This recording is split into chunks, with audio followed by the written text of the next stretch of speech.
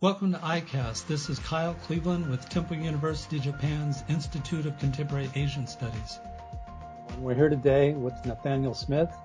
Nate is a cultural anthropologist at the University of Arizona. He does work on right-wing nationalists, urban studies, sound and visual studies, and today we'll be talking about his work dealing with subcultures. I've known you for some time. You were generous enough to speak to my classes more than once. And you have a really interesting background. You're probably the only anthropologist I know who used to be the leader of a punk rock band. Can you tell us about that? Sure. It's funny because as somebody who was involved in the punk scene, you actually sort of end up meeting a few other people who followed you along that path from music production to academia. Another real famous one would be Max Ward, who's a modern Japan historian at Middlebury. He'd been in a whole bunch of bands as well. But my interaction with music started when I was in high school. I'd been, listening to records and inspired for quite a long time in elementary school and junior high. In high school, a few friends and I decided to start a band. And I didn't really have the chops to do much other than sing. But I liked organizing things and I liked doing visuals and I liked booking shows and writing lyrics and all that kind of stuff, making merch. So went through a couple of bands in high school and in early college, and then I came to Japan my junior year for a study abroad program. I was at Sophia University in Tokyo and joined a Japanese band. Well, how did you make your way into punk? Did you start in punk music or did you end up there? I would say, well, in terms of actually performing, definitely started. In terms of listening, I was all over the place. I mean, I grew up with my parents' vinyl collections, and my dad would always play the Stray Cats and Bob Marley and any number of other really kind of formative musical influences when we were kids. Mm-hmm. And so by the time I got to junior high, I'd been exposed to a lot of things. The other big set of influences was due to my mom, who is a special ed teacher. And so when I was in elementary school, this was when tapes were big and Walkman were big, and she would confiscate contraband that, students brought to school that they shouldn't have had. And in the mid 80s, that meant Public Enemy and Metal Church and Iron Maiden tapes and things with parental advisory stickers on them. And so she would bring home this cache of really wonderful, awful tapes. And I got to treat my ears to those. Yeah, so I can see the connection here between music and politics. So with your participation in a Japanese punk rock band, what was that like? How was it similar or different to your experience in the United States? It was a really unique learning experience in a lot of ways. It forced me to learn Japanese that wasn't classroom Japanese. Wouldn't bet. Yeah, the reason that I was able to do research that I did later in life was partially due to the linguistic chops I developed hanging out with these guys. And, when I knew that I wanted to do study abroad, and I'd started out as a freshman in college as a double major in poli-sci and sociology. And first year, I hadn't really grasped, and nobody really gave me any guidance as to what it means to do a major or to complete sort of a set course of study. And so I would look at the registrar catalog and find classes that looked interesting, just sort of a free hand in doing so. What happened was after my freshman year, I realized that all of these classes that I'd taken, that I had to go and ask the professor if I could sit in despite having done none of the prereqs, were all sort of intended for third and fourth year upper division students. And I had skipped all of the general education classes. It was a really wonderful thing because I got to, despite being at a big campus, I was able to have, smaller classes and get good attention. But the problem was that I was stuck with, statistics and introduction to political systems and this type of stuff that seemed really, really uninteresting. So I decided to change my major at the beginning of my sophomore year. And I was debating between whether to do film and visual culture, because I was really interested in film and documentary film and in photography on the one hand, or to do complet in foreign language. And foreign language, I thought, I'm not really going to learn a new language if I don't have the structure provided by having to show up, five times a week and do it. And on the other hand, for film and visual culture, I loved photography and I loved film. I thought that perhaps that love would be lessened if I was forced to do it 5 times a week. So I started with the idea of studying a new language and was deciding between Japanese and Chinese. But I ended up choosing Japanese. And one of the reasons was that I knew a lot of Japanese bands. I was interested in a lot of Japanese bands. So when I came to Japan my junior year, after only studying Japanese for about 7 months or so, I knew that I wanted to join a Japanese band. So I the first thing I did. Sorry. Mm-hmm. How does someone just join a Japanese punk rock band? You got to get cred within that subculture, right? Yeah. It kind of gets to this question of how Japanese music subcultures can appropriate styles from other places. But you were the living embodiment of cultural appropriation, right? Exactly. I was being culturally appropriated in my physical flesh. They found you useful. So exactly. What did you bring to the table? Well, I was a tall, skinny white kid with a shaved head who could scream and had stage presence. And so the story was the day after I arrived in Tokyo, a friend of mine took me to the PHS store and I got the low budget cell phone of the day, a PHS, and then went to a bookstore, and got a copy of Doll magazine.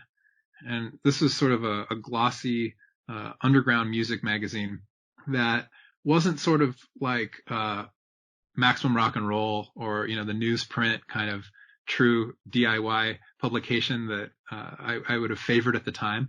But, it would have stuff with kind of the sellout major label bands as they came for their Japan tours, all the way down to actual, underground stuff and, live houses and listings for shows and tours and things like that. And one of the things that they did that a lot of Japanese magazines did at the time was they had a special section in the back of the magazine where you could fill in a hagaki, like postcard, with a certain limit on the number of characters, and use that to try to find band members or to join a band or to find members to fill a need in your band. So I wrote my hagaki as soon as I had a cell phone number, and I said, vocalist, 20 years old, from California, influences are Born Against, Minor Threat, and Converge. And I sent it off. And a month later, when the magazine came out, I started fielding phone calls from random people and going to random parts of Tokyo and sitting in on studio practice sessions and kind of auditioning bands and being auditioned by them. Wow. So give us a sense of the scene. What's a punk rock club like in Japan? What are those people like? Yeah. It's a fascinating place, and it was a fascinating place to go from, being, a kid in California who was used to driving 2 or 3 hours just to go to shows and, to play or to see bands all over Southern California. It wasn't out of, the ordinary to, spend upwards of 6 hours in a car, over the course of a day just to go see bands somewhere. But in Tokyo, suddenly there were, just in a regular train station like Koenji on the Chuo line or Shimokitazawa, or Shibuya or Shinjuku, you'd have 5 to 10 live houses, oftentimes specializing in all sorts of extreme heavy music, metal, punk, hardcore, noise, and they'd be running shows multiple times a week, so there'd be just this massive amount of stuff going on. The setup at Japanese live houses was also really quite amazing because they don't spare any expense. They're usually several floors underground, so on the way walking down, you feel like you're entering this subterranean world apart from the city. And as you get there, there's giant doors with these kind of sliding manifold kind of latches on them that you would think kind of keep most of the sound in, but some does manage to sneak out. And you walk in and it's massively loud. The speaker systems and PA systems are just worlds better than anything I'd ever encountered, even at the largest clubs in Southern California, punk rock clubs anyway, and full of cigarette smoke, tickets were horribly expensive, you know, 20 or 30 bucks instead of $5 like Fugazi had filled everybody's head with. And it was just a night and day experience. I guess probably your friend and colleague Ian Condry, was he a contemporary of yours at Yale? You know, he worked with the same advisor as I did, but he finished a good 10 years or so before I did. Right. Ian has done this book called Hip Hop Japan. He was here on I think he was a jet teacher, and he learned his Japanese that way, and then later started doing ethnographic research at punk rock groups here in Japan. And then eventually that became his doctoral dissertation. He's written since then. He has a book called The Soul of Anime. He's written a lot on music. So he has this notion of what he calls Genba globalism, and it's the scene that you had just described, that, you know, you come out of the station of Shibuya late at night. Often these clubs don't start until after last train, and because the trains close at midnight, sometimes they don't really hit their stride until 2:00 in the morning.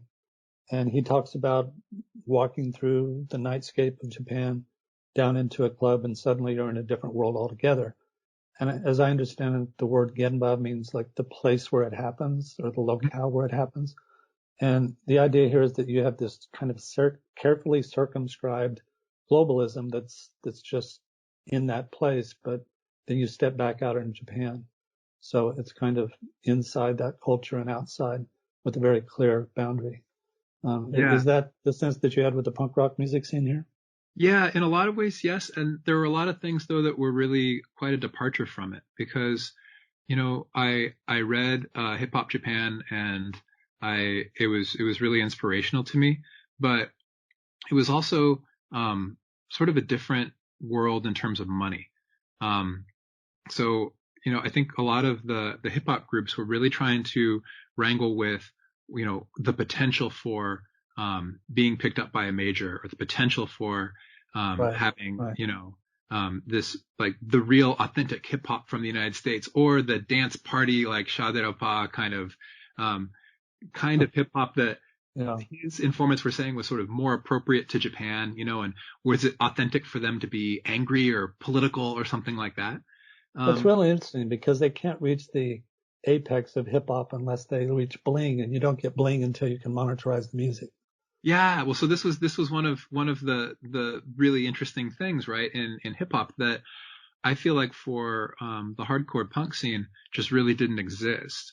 And so on the one hand, in Condry's work, you had this really deep kind of like akogare, or longing, or feeling of like being a facsimile in the shadow of, you know, American hip hop, like the true stuff. And Japan had that in the hardcore scene to a certain extent. I mean, it was part of the reason why the band that I ended up joining wanted me to join, right? Because they liked the idea of, you know, and I mentioned the three bands that I was influenced by. One of them in particular was the one that really lit a fire under the band that I ended up joining, and that was Minor Threat. The singer Ian Mackay went on to be in Fugazi, who I mentioned earlier, and they really liked the idea of reinterpreting early 1980s Washington, D.C. style hardcore. And Minor Threat was sort of one of the archetypical bands of that sort of genre time period. And so while it's true that Japanese bands had this feeling of, you know, how can we take this particular genre, this particular style, this particular place that defined a form of hardcore punk, and re-engage it now in Tokyo. They didn't really have the feeling of racial distance, or the feeling that they couldn't do the thing in as real a way as I think Condry's work suggests was pretty operative in hip hop. Yeah, because in Condry's work, he's dealing with the question of cultural authenticity, and how can you get there if it's associated with African American culture? So you can never really be black unless you kind of start to imitate that or embody that. And then you start getting into issues of cultural appropriation, and it seems to be artificial, and, you know, people just kind of posing. I always find it interesting when I talk to my students about this, who a lot of them have, you know, tremendous interest in hip hop. I ask them to contemplate what is Japanese about Japanese hip hop. And I'd put that question to you with regard to punk. What's Japanese about Japanese punk music?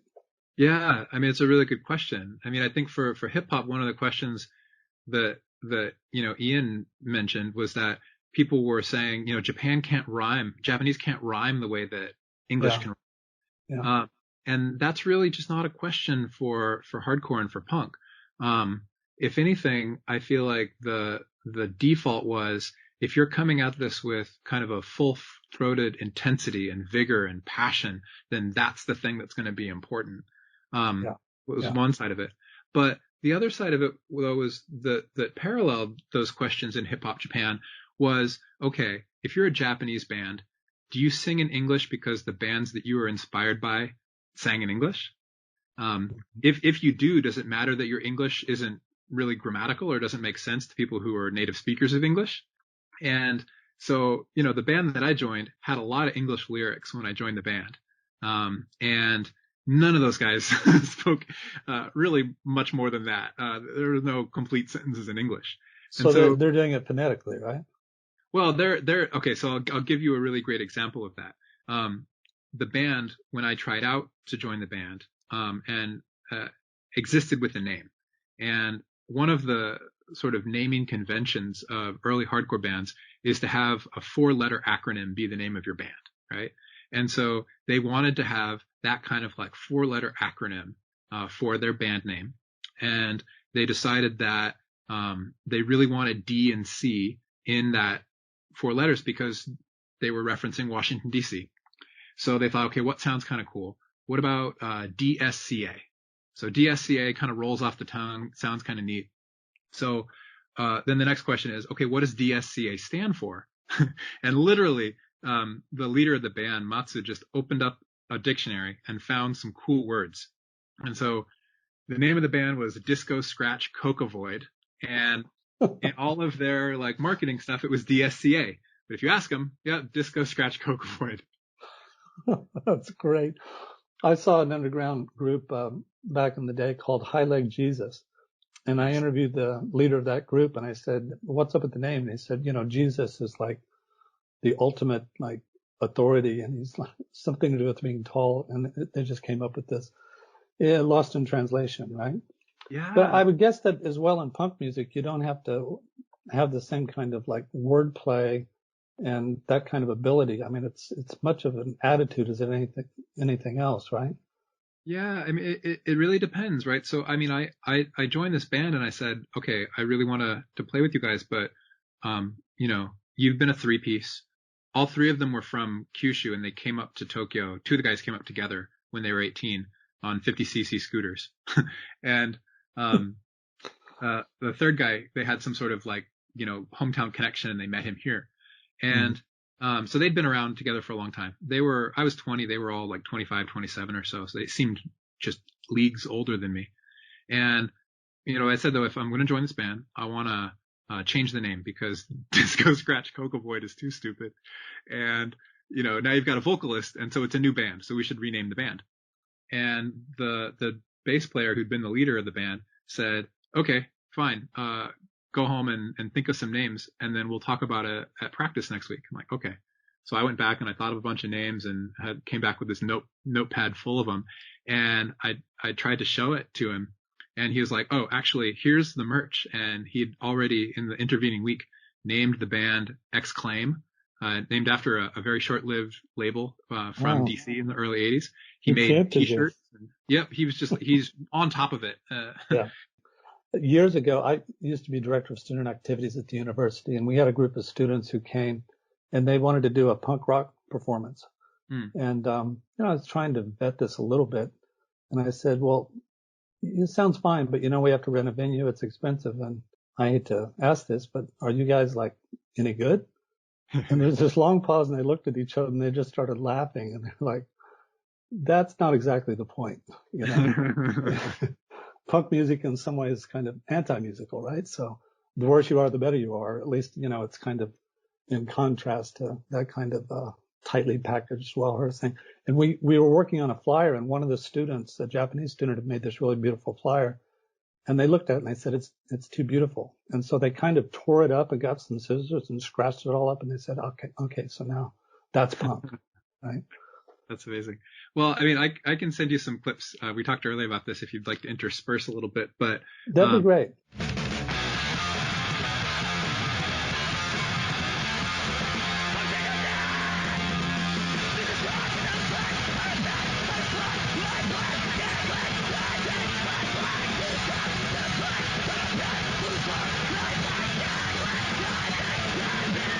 I feel like the punk rock that was, suburban Southern California kid, we tried our best, but we were not technically virtuosic. And nearly every band that we encountered in Tokyo were just they could play the shit out of their instruments. They were just really, really amazing and knew how to play them. And part of that's being in a city like Tokyo, right? If I were the high school kid trying to be in a band in New York, I'd be encountering similar kinds of things.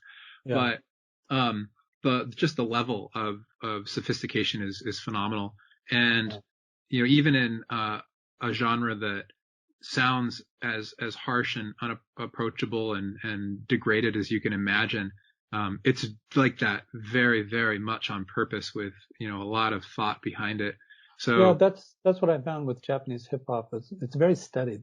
I mean, you have these magazines that a lot of them are quite instructional, very specific about how to dance, how to make certain moves, how to run certain beats. And so they really seem to be very well informed. Definitely.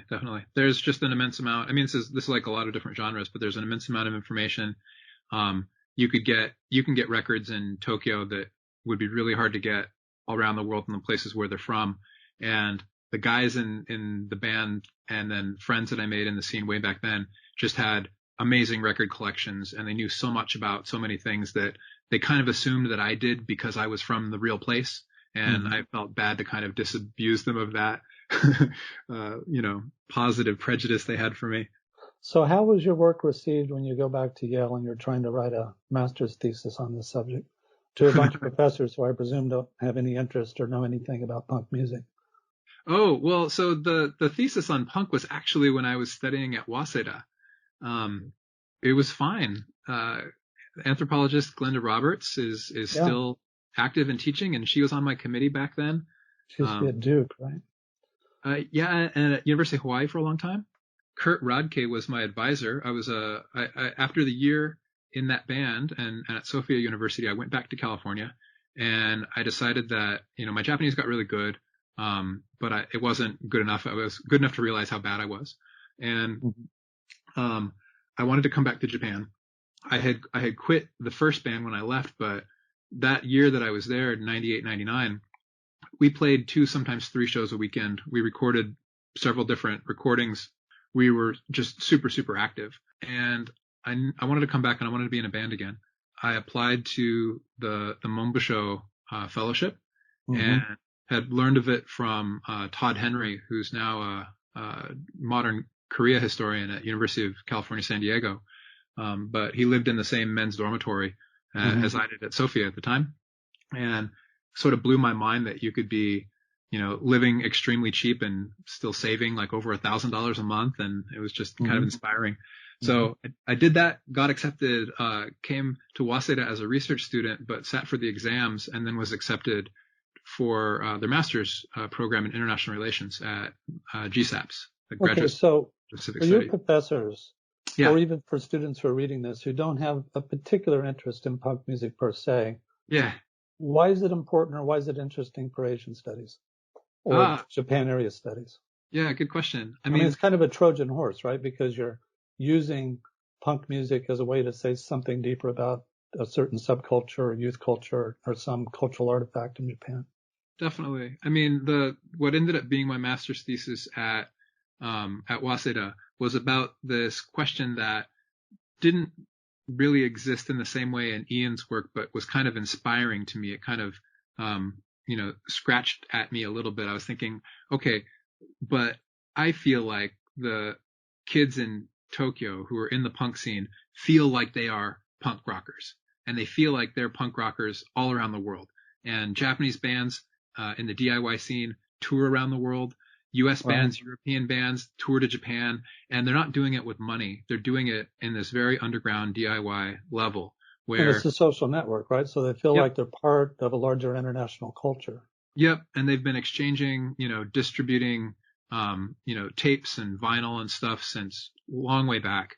And so the birth of punk rock happened pretty much simultaneously all around the world. And there were Japanese bands that were, really at the forefront of things in the 1970s, just the same as there were in New York or LA or DC or London. And so those waves of interaction were already happening for a really long time. And so for what a lot of people might assume to be a derivative scene, right? Like Japan is aping the music that came from other places. They really didn't understand that there were these sort of cycles of interaction, of engagement in the underground scene that was happening not because of the filter of, some capitalist record label who was, marketing something, but because of fans who had traveled around and sought things out and wrote letters to the distributors in other places and said, can I take 10 of those? I'll sell them here, and trade you back this the other way. And so one of the really interesting things that I found out as I was doing research about this was from a master's thesis, was I was interviewing people who ran record stores and people who'd been involved in bands for a long time. There were a lot of interesting pathways through the world that brought this music to Japan and out of Japan. You had record stores that for the most part had distribution agreements with the UK and not with the United States. And so heavy metal was coming in through there. But then you also had US military bases and like guys that would come over with mixtapes or dubs of like Black Flag stuff and then trade it at shows or sneak off base, right?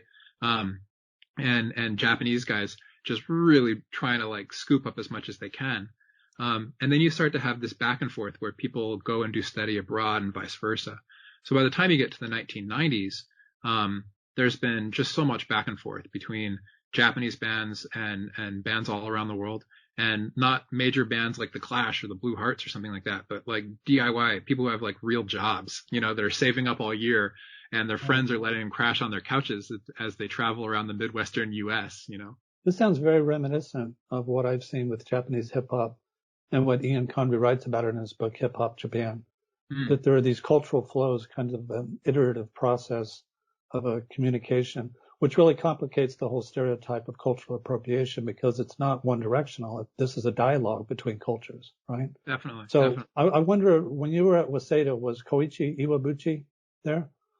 I'm not sure. I don't think that he still was, but I didn't have interaction with him if he was. Well, his work, he has a book called Recentering Globalization, which is superb, but he also has a book called Rogue Flows. And that book is primarily about cross-cultural pop culture flows between China and Japan, but also internationally. And of course, the work of Ann Allison at Duke, who's done work on this.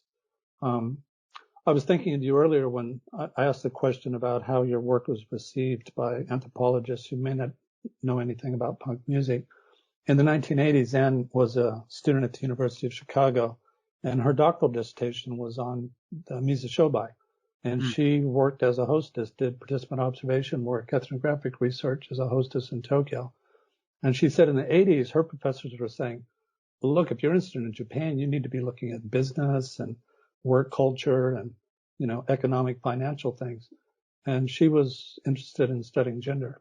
And when she gave a lecture about this to my class, one of my students was saying to her, what do you think? Is this a kind of pseudo-prostitution? Is this sexual exploitation? What about the gender things? And she got a little annoyed and she said, look, I didn't want to study Japanese hostess bars to understand women. I'm doing this to understand men. This is a study of masculinity and how that tied into, that kind of culture. So I think Ian Conry as well. I mean, he eventually, now I think he's a professor of cultural anthropology at MIT. But he's in a classics department, and the last people in the world who would think that something like Japanese hip hop is, academically meaningful. He said he had some real challenges trying to legitimate that and demonstrate to them that no, you learn something very deep about a culture by looking into its subcultures. Yeah.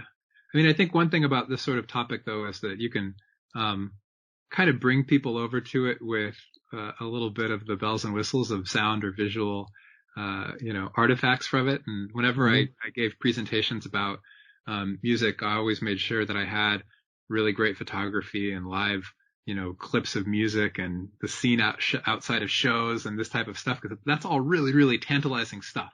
And so the chance to say, yeah, here is a gemba that you maybe would not have been able to find yourself in, but I'll take you there. That's a real kind of core anthro move, I think, right? Right. And so I think that in some cases has been something that makes it easier to get a foothold. Well, let me ask you to take us there a little bit. Let's step back just for a minute, because I know something about the history of punk music. I've used Dick Hebdich's book on the punk subculture in his book called The Meaning of Style. But for people who don't know anything about punk music, can you give us a brief primer about what's it all about? Why was it politically meaningful, and what you find interesting about it? That's a big. Give me the elevator pitch on punk music. Yeah. I mean, I think a lot of what it is for. I'm gonna make it a for me question, and then also do a for the Japan scene question. Okay.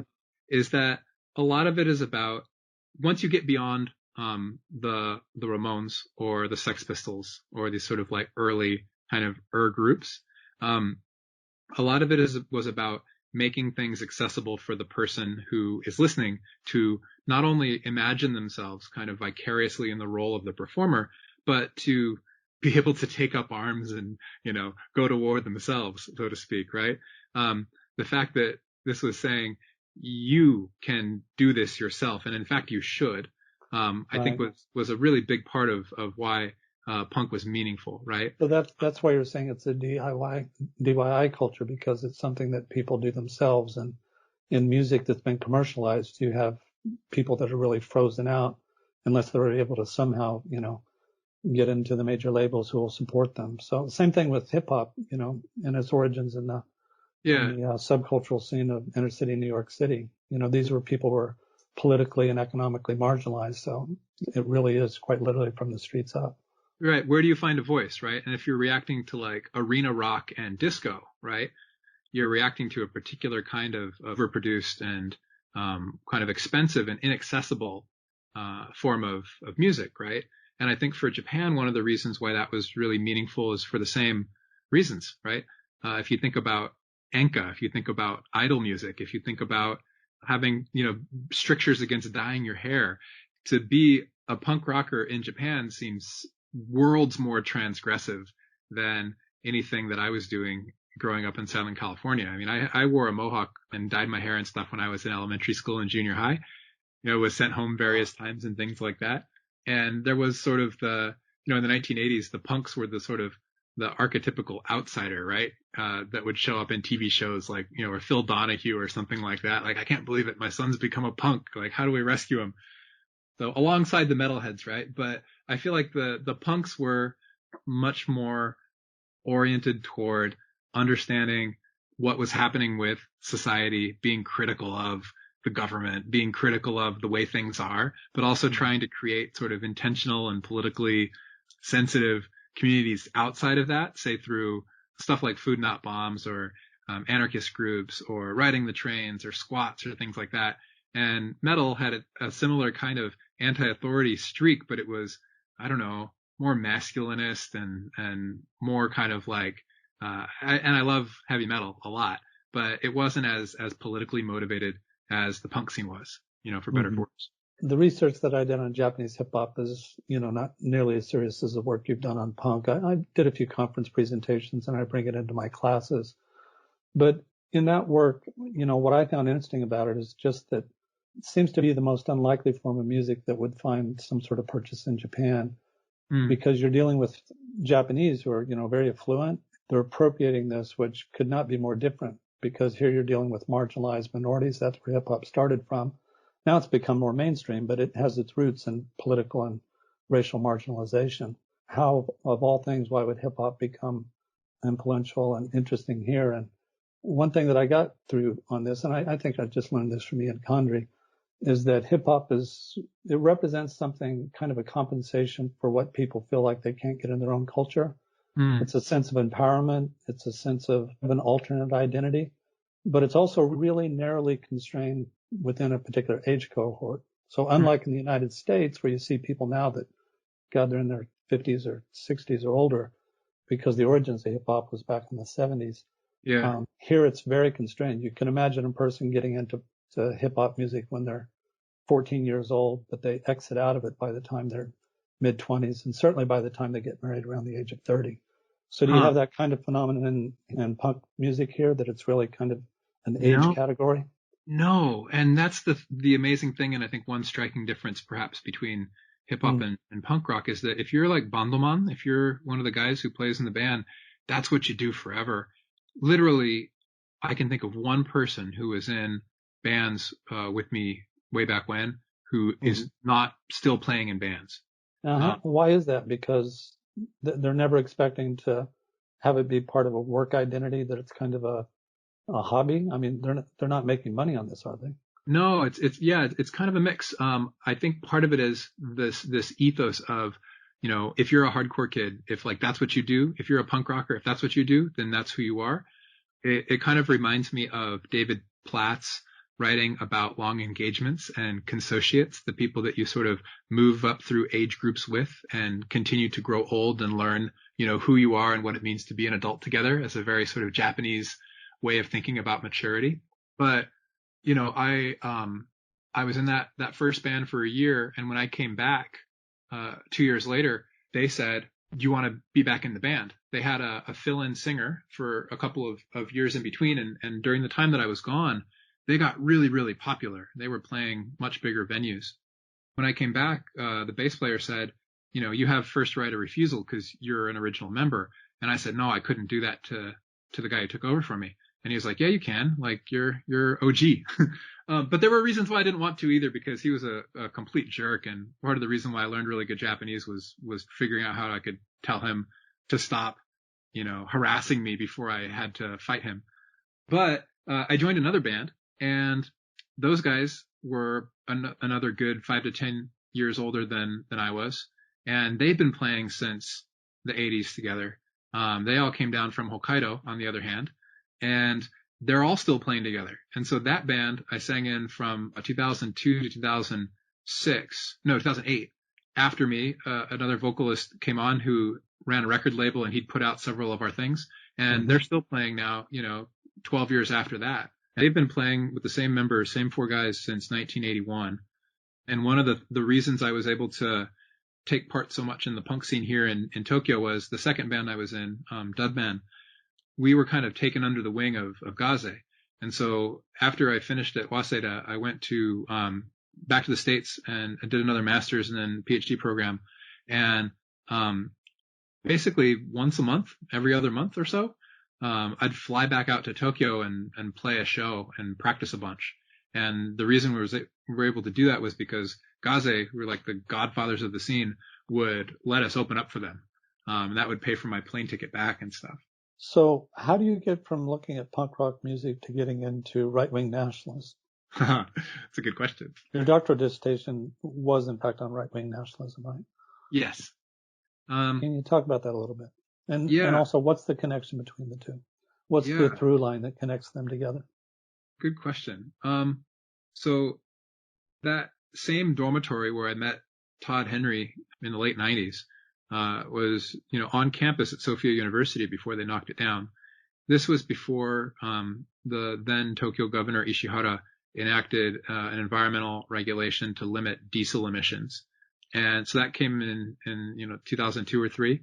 And before that diesel emission thing came in, you would have right-wing sound trucks, big vans and buses, former tour buses, SUVs that are painted lavishly, usually black, but sometimes other colors, that are covered in, battering rams and bulletproof windows and all sorts of, kind of scary looking metal fixtures. And then on top have loudspeakers all around. I became very familiar with those because our university's location, we've now moved to Sanganjaya, but we used to be in Azerbaijan, which is very close to the Korean embassy. So Route 1 in front of our building, there would be these parades of right-wing Uyoku-Dantai just blaring, to the point I remember one time I had to cancel a class because they were circling the block and there were dozens, if not hundreds, of trucks. Yep. Those were the days. And so being right there in Yotsuya on Sophia's campus seemed like a really, really loud place to be at the time. And one of the reasons why was that Shinjuku Dori is this big thoroughfare from right Shinjuku area down past the Imperial Palace and then over to Yasukuni Shrine. Yeah, and we should probably give a little bit of a context here for why Yasukuni Shrine would be relevant to this. Yeah, so Yasukuni Shrine is a shrine dedicated to soldiers who died in service of the emperor. And it was a big nation building project early in modern Japanese history in the late 1800s. And originally it was called the Shokonsha, which is like the shrine to collect the souls, right? It was renamed Yasukuni Shrine, which is sort of like, peaceful country or placating the ironically means peace of the nation, and it's a war shrine. Yeah, well, but it's offering peace to console the souls of those who died in turmoil, fighting for everybody else, right? And as I understand it, it was kind of conscripted by state Shinto and politicized in ways that maybe previously it had not been. Yeah, I mean, it's always been a political project, right? And so I think what's interesting about Yasukuni Shrine in my own work was that it becomes a place that is sort of like a touchstone for activism, and it becomes focal a place, point. Yeah, definitely. It focuses all sorts of controversy, right? Say between who's the member of the cabinet who went and visited, and why is China angry about it, or something like that. Sure, but for an activist, if you're a right-wing activist, it becomes a focal point in terms of orienting how you move through the city. So before the right-wing group goes and drives around the South Korean embassy or the Russian embassy, they go and mobilize at Yasukuni Shrine, and they all go and pay their respects. They all top up their feeling that, here we are, committed patriots willing to follow in the footsteps of our ancestors who died for the nation, right? And it allows them to find this, emotional space in a very physical way before they go off and do something. That's really interesting. So it's the starting point for the grand tour of these touchstones for their nationalist politics. Definitely. And it's also a place where at the end of the day you might return. And so Sophia was right there in Yotsuya, one of the last places that the right-wing sound trucks could really crank up the sound and let it rip. And what are they letting rip? Call and response slogans, like give back the Northern Islands, blah, blah, blah, or playing gunka, like military marches, or sometimes enka, sort of Japanese country music. Sometimes they're yelling at a particular company. Other times they're just sort of talking about the news of the day. But when the trucks are driving around, that's called nagashi gaisen, just means like blaring and driving. And one of the main things that motivates the far right in Japan, one of the sort of sacrosanct things is sort of reverence for and protection of the emperor and the imperial institution.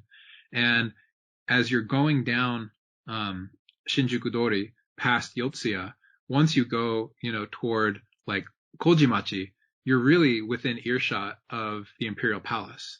And a lot of the right-wing soundtrack guys are, kind of rough dudes, and some of them came from like Bolsozoku motorcycle gang past, right? Some of them are involved with organized crime. Some of them are just kind of surly characters, but they're still not going to scream and be loud, interrupting jerks in front of the emperor.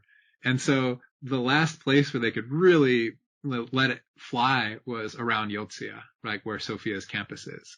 So it was always loud. Well, I can see the connection there kind of intuitively that these are performative subcultures. They're countercultural. They're, I guess, hypermasculine, I would guess. And what else are they associated with the Yakuza, the Japanese mafia? You said the Bolsozoku, the motorcycle gangs. Yeah, the far right is for sure. I think for me, part of the reason why they were interesting to begin with was the sort of spectacle. As you mentioned, they're very performative. The sort of spectacle of, these trucks trundling down, really placid streets in Tokyo, and these guys screaming their lungs out, dressed up in fake military fatigues and looking intimidating and stuff, snarling traffic, right? And the average passerby, ignoring them, right? Completely, trying not to look at them or be looked upon. And that just seemed so incredibly out of place. It reminded me of my youngest sister when she was a toddler, running out into the living room and screaming and crying about something. But then if we looked at her screaming, "Don't look at me," right? This sort of mismatch between the incredible publicness of what they're doing and the extent to which they are so like antagonistically dealing with the public. Yeah, it's a really interesting dynamic. I always think of it as being kind of a performance for an audience of one. They're looking in the mirror, they're doing it for each other. Does it have any real political impact? I mean, how is it received by the people that are they even really targeting anyone, or is it just in their own echo chamber to reinforce their own sense of values and identity? I mean, it's a mix of both, right? And there's definitely that audience of one thing to it. I think part of the connection with hardcore music that I was thinking at the time was, from the outside, punk music can be really indecipherable, and hardcore in particular. The bands that I was in, I wrote lyrics. I was singing lyrics, but you're really lucky if you could discern any of them because everything's really loud and I'm screaming this, and the people who bought the record read the lyric sheet, they're singing along, right? But nobody else who just happened to walk down 3 flights of stairs past the double doors, who happened to hear that, would have any idea what was going on.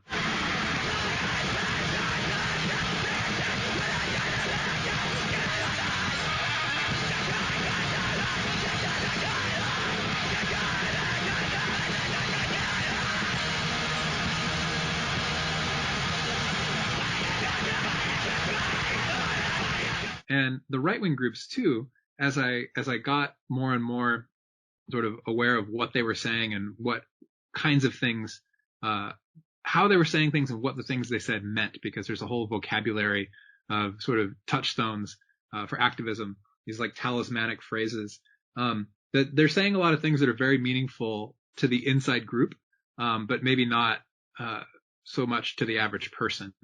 So unpack that a little bit. What are they saying inside the group to each other? I mean, what's the meta message? Because it's not just about the lyrics per se, right? It's about some sort of attitude, or what are they communicating? You're showing commitment, right? You're showing fearlessness. You're showing disdain for authorities, right? They screw with police all the time in a way that a lot of people can't really get away with. Yeah, I've seen that with the Bosozoku. I ride a motorcycle, and I've always been interested in these motorcycle gangs. And sometimes I'll follow them at a near distance. I'm actually very scared of these guys because a lot of them are, kind of jumped up on speed or methamphetamines, and they can really be genuinely violent. Yeah. But what you'll see is this remarkable thing. Often they don't get started until practically midnight. Extraordinarily loud because they'll take their mufflers off. And if you can imagine a dozen motorcycles with no muffler rolling through the quiet, empty streets of Japan at midnight or 2 o'clock in the morning. And then it's kind of like a parade because you'll have police leading them and police following them because the police can't stop them. I mean, short of real outright violence, there's nothing they can do because these bikes will run up on sidewalks, they'll go backwards, they'll just kind of toy with the police. So I think that's the whole point, though, because, it takes 2 to tango. It's a dance. And if the police don't respond, then, what do you got? Yeah. There's that famous line in The Wild Ones where Marlon Brando is part of a motorcycle gang that rolls into this small town, and they're running roughshod over the town. And the sheriff comes up to him and says, "What are you rebelling against, boy?" And Brando says famously, "What have you got?" Right? So is that it? It's just a defiance of authority? Well, where do you find spaces that you get to do that, right? Where do you find self-actualization? Where do you find, the code being reversed? I mean, it's all like very like Victor Turner anthropology kind of communitas and. Wait, slow down. You're losing us on the turns there. What do you mean by all that? Oh, so you bringing up Bosozoku makes me think of Ikuya Sato's Kamikaze Biker. Yeah. And as you know, Ikuya Sato is a sociologist, but in the kind of cultural sociology, Chicago style, street corner society vein. Yeah. And Kamikaze Biker was this really wonderful ethnography of Kyoto and Kansai more generally in the early 1980s among these young motorcycle toughs, right? Right. And the real peak of that. And it was his doctoral dissertation at the University of Chicago as well. Yeah. And one of the things that he does, which is really cool, and one of the things that my students respond to when I teach this, is he takes apart the way that sociologists were typically looking at what these kids were doing, right? Which is to say that they're just delinquents and they're doing it because they, feel bad about how dumb they are or how they don't have any hope or they don't have any chance in life. They feel like they're being excluded from society. And so they're rebelling because they are so bad. They are so lame. They are so weak. And this is the way that they can feel strong, right? And powerful. Mm-hmm. Mm-hmm. And he says that idea of, strain theory or delinquency theory, right, is really not getting at what the kids talk about when he talks to them and what he sees when he's out with them, which is that there's a lot of things that are a lot of fun, right? Otto Tillich, he takes Mihai Csikszentmihalyi's, this is Hungarian psychologist, description of the idea of flow, right? This place where Right. what you're doing, right, is you're in the moment. The sound sort of centers your attention. You're there with friends. It's social. You have this wonderful balance between the difficulty and the excitement, right? So you're riding your bike, which takes a lot of skill, but it also gives you a lot of stimulation, right? And so Sato's saying, yeah, okay, the police and the parents and the media can say that these are just dumb kids who are acting out because they don't know what they want in life or who they are, and they're just trying to grow up. But actually, they're doing a lot of things that are really fantastic, and show what it is to have community and what it is to have relationships and what it is to understand meaningfulness and understand symbolism and understand how to make arguments about who they are in the world or model sort of dreams about who they could be, right? All these sorts of things. That's really interesting. When I first moved to Japan, I lived for a few years up in Tokyo, and then I moved to Yokohama. And I was riding a bike, and I ran across this group called Kintaros that still exists. These are a group of, by now, older guys who have a tradition of doing a lap around Yokohama at sunset every night. And they've kept this chain uninterrupted for many, many years. Wow. And I was asking them, like, what's in it for you? These guys are in their 40s or 50s. And I was asking them about Bosozoku. And they said, well, actually, a lot of our civic leaders are former Bosozoku because everything that makes them a good motorcycle, Bosozoku means wild drivers and this kind of a youth subculture of a motorcycle gang. Said everything that makes them good Bosozoku make them good leaders. They have a sense of a hierarchy. They respect authority. They have a sense of ritual, a sense of tradition. Connection. They're obedient within their hierarchy. And, kind of counterintuitively, even though they seem to be the ultimate countercultural thing, ultimately as they graduate out of that. And in the Bosozoku, they quite literally have graduation ceremonies. Yeah. Then they go into adulthood and they assimilate back into the mainstream roles that they've been defying as they've been younger. Well, there's many more than this, but two of the guys in the right-wing activism research that I was pretty close to were both former Bosozoku leaders when they were younger. Mm-hmm.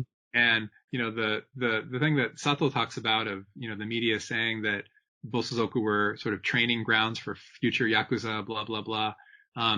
He, says that's not really true, right? That's this overblown thing. Like if you listen to heavy metal, you're going to become a devil worshiper, right? Parallel for the 1980s in the US. But there are some sort of, examples that prove the stereotype. And, Mm-hmm. they're really, really solid, upstanding guys who say, I know what it's like to be a delinquent, and I know how to reach the delinquents who need structure. And for them, that means becoming a good patriot.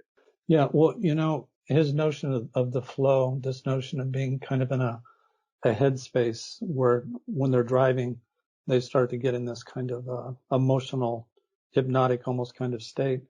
The other place that I've seen that was within sports. And you hear some professional athletes will say how time slows down.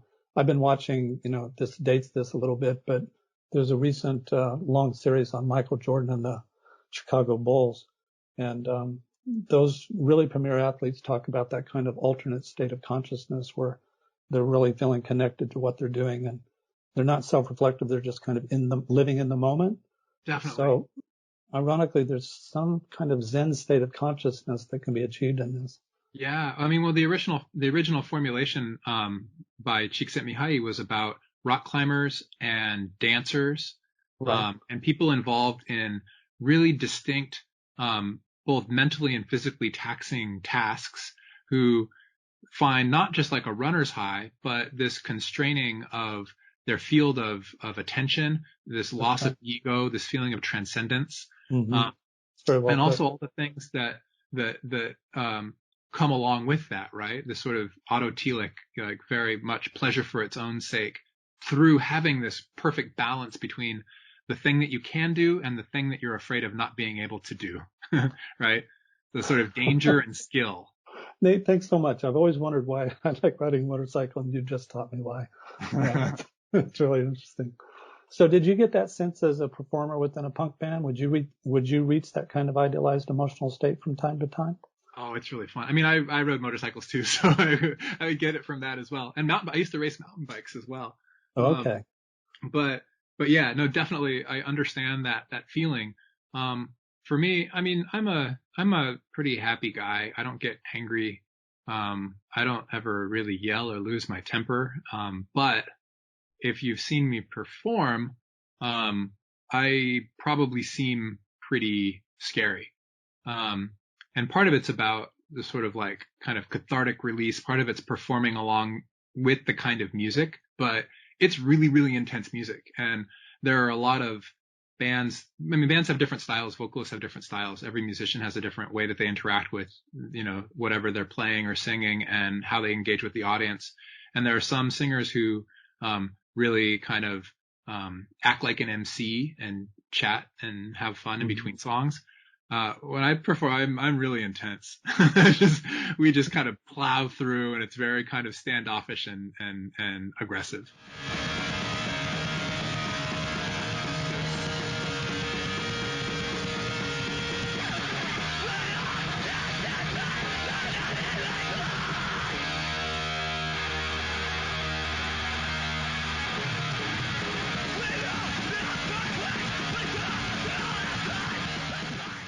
Well, that's really interesting to hear, because that's the last way I would describe you. I've known you a number of years, and you seem to be just this very affable, positive-minded, nice guy. I wouldn't think of you up there shouting in anger.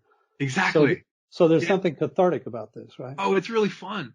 I don't know. I mean, I think part of it with the lyrics as well. I mean, part of it is you're inhabiting a particular space and a particular narrative that you've created through lyrics. It's a particular set of sentiments. There's like an affect to performance.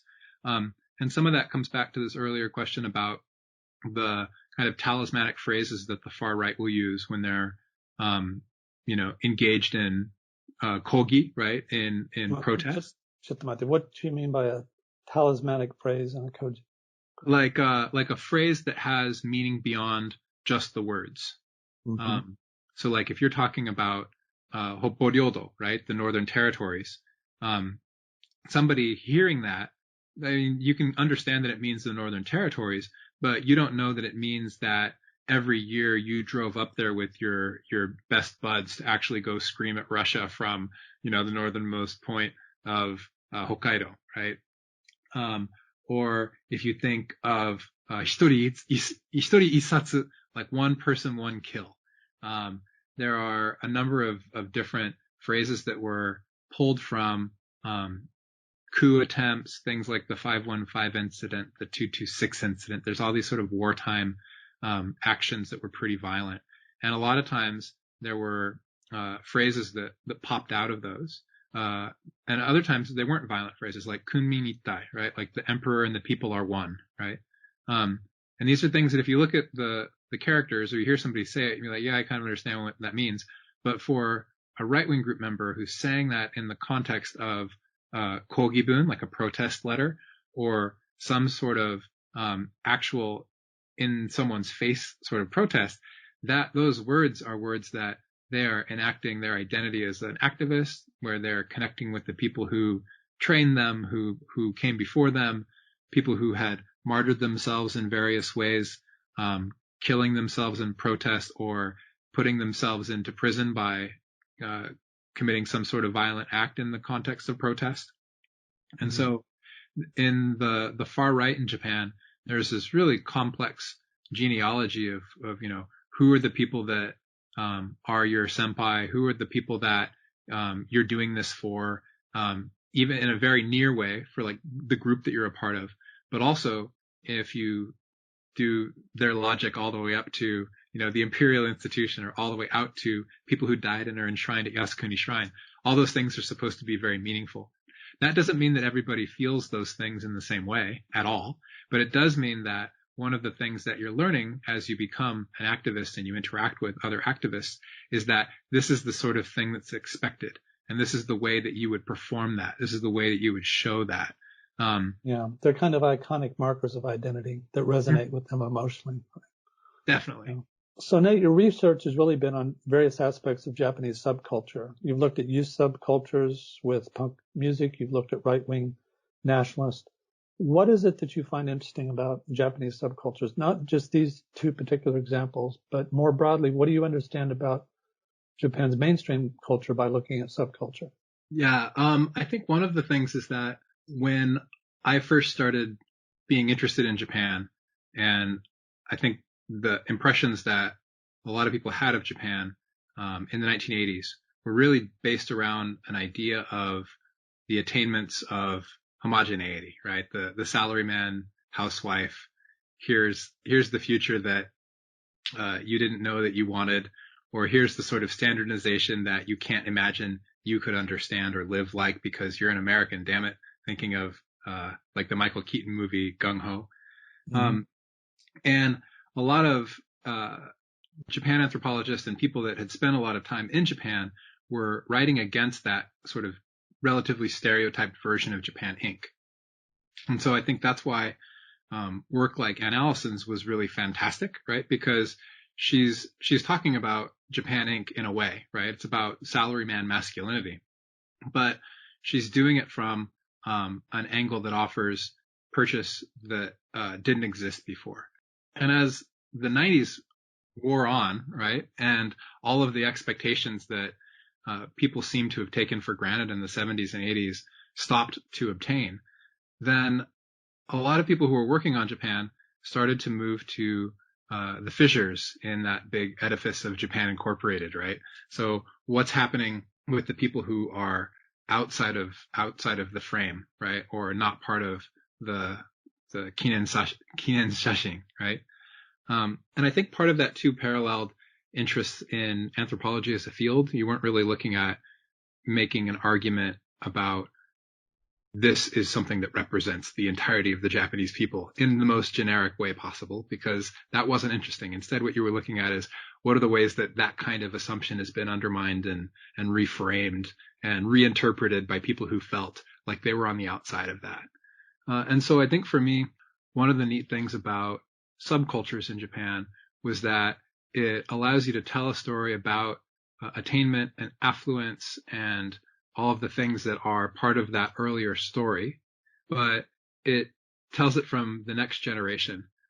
It tells it from the student who grew up not really having to worry about whether they were going to get fed, but trying to figure out how to make life meaningful or how to find something that was inspiring.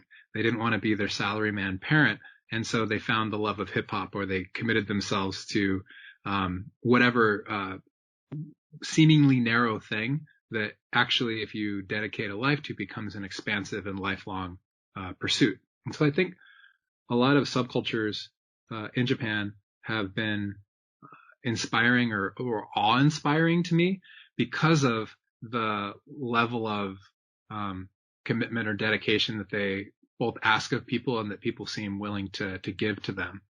And the guys in all the bands that I've been in are all still playing in bands, some of them in the same bands. And that's much more than I can say for people that have been involved with the scene, that I was in California.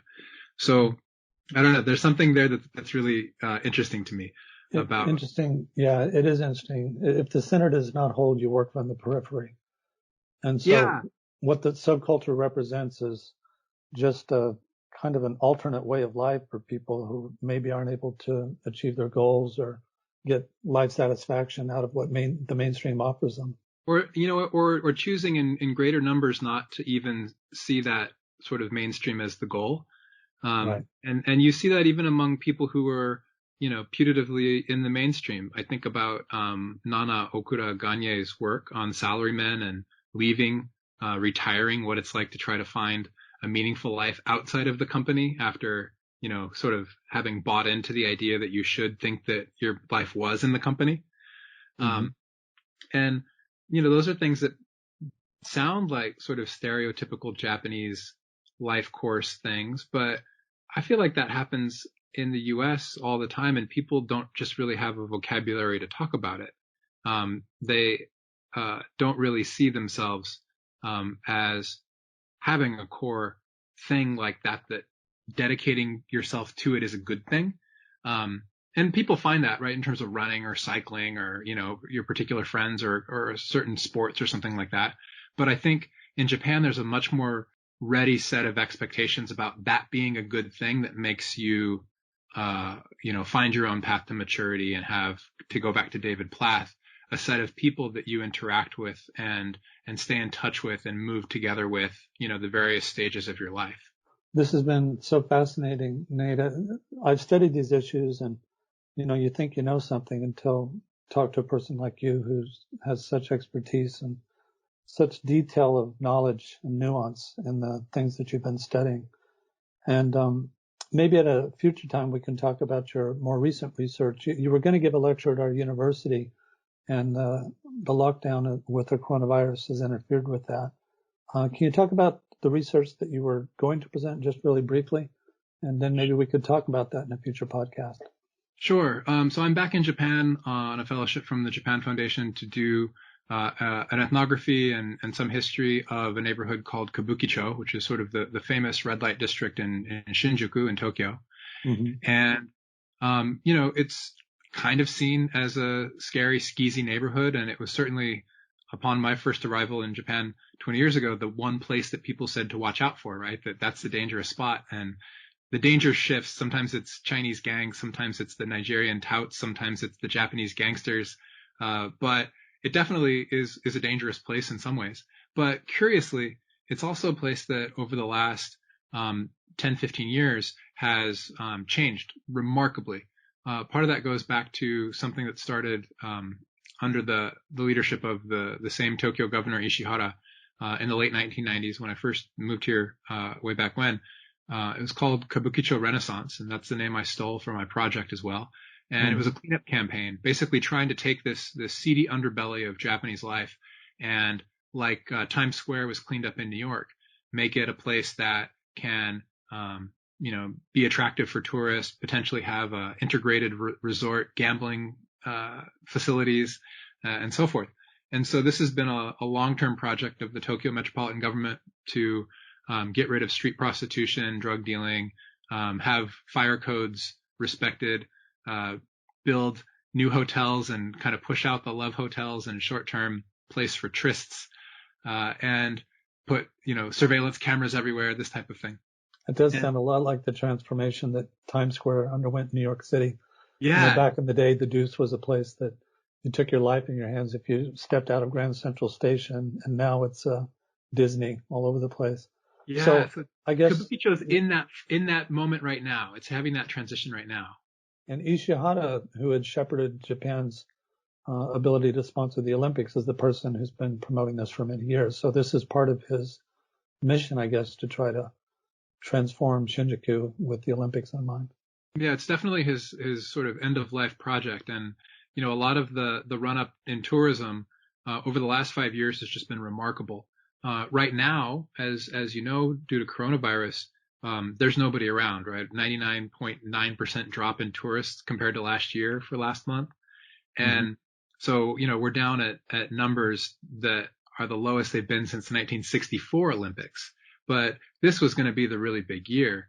And last fall was the dry run with the Rugby World Cup to see how Japan can handle tourists. And it's been remarkable. I think the premise of my interest in Kabukicho is about this idea that there's sort of a cosmopolitanism on the margins in Japan from a variety of subcultures, from people who are ethnic minorities, sexual minorities, occupational minorities, and a lot of people from a variety of different sort of marginalized backgrounds find a place in Kabukicho, whether it's the first place you can find a job when you came at 18 from the countryside, or whether you go there to rebuild yourself after you, go into debt and leave your family and, try to find a way to not kill yourself, but continue to live.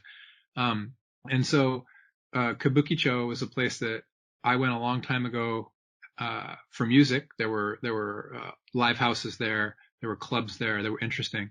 But it was also a place that I had overlaps with through research on the far right. Former pink film actress who run snack bars. The places where rightists go and drink after a long day of activism. The introduction. The golden guy. Yeah. I got introductions to right-wing bosses as I was first starting that research through friends that I had in the Golden Guy. So Kabukicho was always sort of a place that was a little wild and a little dangerous and a little bit off the tourist trail. And to see over the last 5 years it become the gateway to Tokyo is really quite remarkable. It's been really interesting talking with you, Nate. Thank you very much. We'll put some links to some of your work on our website. And I hope you're safe. Thanks for joining us today. This podcast is an initiative of the Institute of Contemporary Asian Studies at Temple University Japan campus. To learn more about the Institute, please visit www.tuj.ac.jp/ICAS. Be sure to subscribe to the podcast for the next episode. Thanks for listening, and see you next time.